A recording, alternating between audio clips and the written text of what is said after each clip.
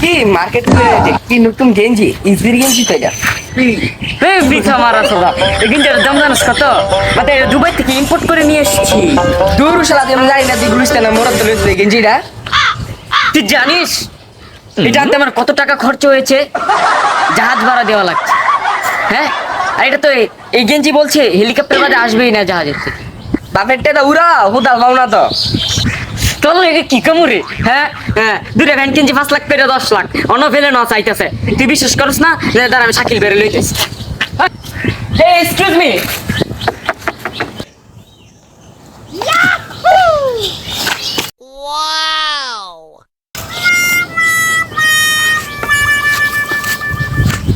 তুই কই গেলি? কই গেলি রে? মিয়া দেন না মনে তো ভাতিলার কালি মেকেছি। মিয়া হুদে মিয়া ডাক্কা ঢালাই দিলেন। দিতে পারতি যে সকাল সকাল ডাক দিতে গেলা। আরে মিয়া আমি জানি যে ইয়া 5 লাখ টাকা দেন, 10 লাখ টাকা দেন, ফ্যান অর্ডার দিছি না অন তো ইয়া তো বোমার আসলে তো এটা বিশ্বাস করে না। এই কি হইছে? আছে না নাই? হ্যাঁ হ্যাঁ ওনা না তা ভাই লনি সুদানা জায়গা ভাই না? এনে হোতাল হয় না।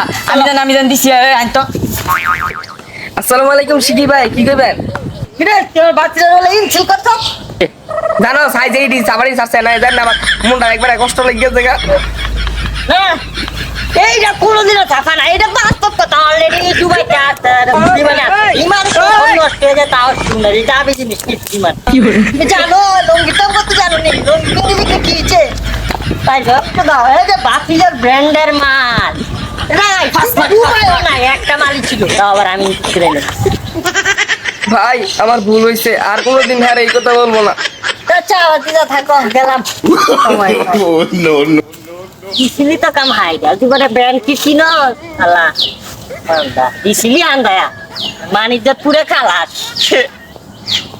চাচা ভিডিও হইছে আইন যাইয়া কে তিন কই না আহ তো খোয়ারে আবার বড় বড় কথা শুনা